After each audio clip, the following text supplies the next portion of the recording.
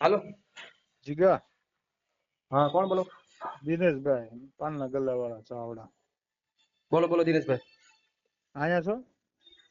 બહાર છું, બોલો ને. કઈ કામમાં તો એક રજૂઆત તારીખ જગ્યાએ કરવાની હતી. શેના માટે?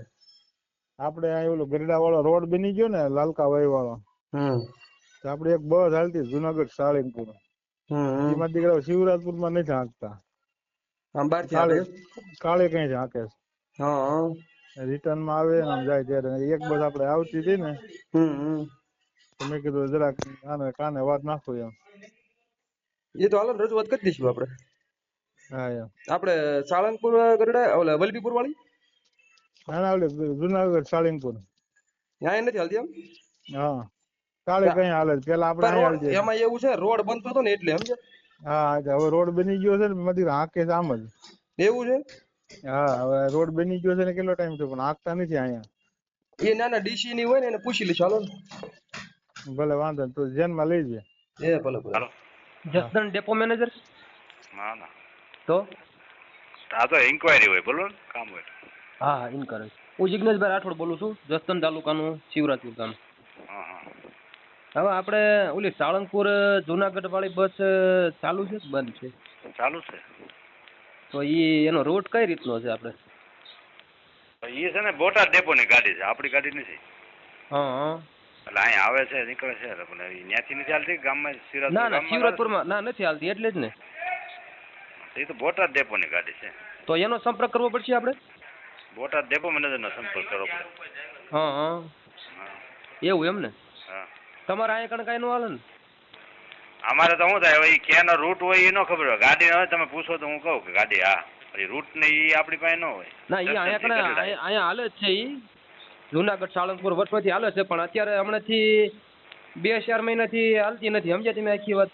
હા તે આપણે છે ને બોટાદ ડેપો મેનેજરને કહો ને, તો એને સૂચના આપી દે કે ભાઈ શિવરાજપુર ગામમાં થઈને હાલજો. તો એનો કોન્ટેક્ટ નંબર હોય તો આપો ને. તે આપી દો હાલ. બોટાદ ડેપો મેનેજરના નંબર લખો જ. હા. 599 63 99 5 99 18 18 409 63 599 18 409. ઓકે હા.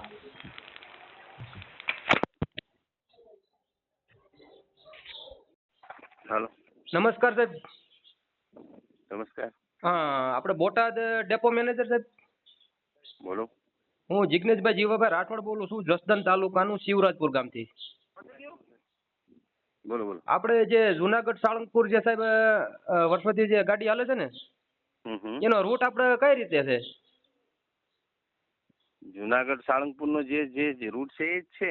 તો એમાં એવું છે, આપણે અહીંયા શિવરાજપુરમાં હાલતી હતી ને સાહેબ, તો એ કાંઈક 3-4 મહિનાથી કઈ હાલતી નથી સમજ્યા, એટલે મેં કીધું શું છે એમ. શિવરાજપુરમાં હા. રોડનું કામ કઈ ચાલુ હતું? રોડનું સાહેબ કામ ચાલુ હતું, પણ એ તો ઘણો સમય થયો, તો પૂરું થઈ ગયું સાહેબ. થઈ ગયું. હા. આ તો વાંધો નહીં, જે કામગીરી જ્યાં કરવામાં આવી છે રોડની, હા. જે ગામે એમના સરપંચશ્રીને કહેજો ને જરા એક રિપોર્ટ મોકલી આપો તો કરી દઈએ ચાલુ. પણ ના સાહેબ, હું તમને એમ કહું છું, કામ તો ઘણું થઈ ગયું, લગભગ મહિના ઉપર સાહેબ થઈ ગયું છે, પૂરું થયું. હા. તો ત્યાંથી કોઈ રિપોર્ટ આવ્યો નથી, કોઈ એક્સિયન નો કે પછી કોઈ સરપંચશ્રી નો? એટલે ના હું સાહેબ એક સામાજિક કાર્યકર જ છું, એટલે શું છે ગામના બધા લોકોની ઓલી હતી સમજ્યા. વાત સાચી, પણ માની લો કે રોડ માટે વાહનવ્યવહાર બંધ થયો હોય તો ત્યાંના જે માર્ગ અને મકાન વિભાગના જે એન્જિનિયર છે કે પછી કોઈ સરપંચશ્રી હોય તો એમના શું છે રિપોર્ટ આપતા હોય છે એ લોકો જયારે કામ શરૂ થાય ત્યારે, અને જયારે કામ પૂર્ણ થાય એના પછી એક રિપોર્ટ કરતા હોય કે ભાઈ આ રોડનું હવે કામકાજ પૂરું થઈ ગયું છે, હવે તમે વાહનવ્યવહાર શરૂ કરી શકો. અમે પણ ગ્રામજનો એમ કેવી છે કે સાહેબ મહિનાથી કામ પૂરું થઈ ગયું બરોબર.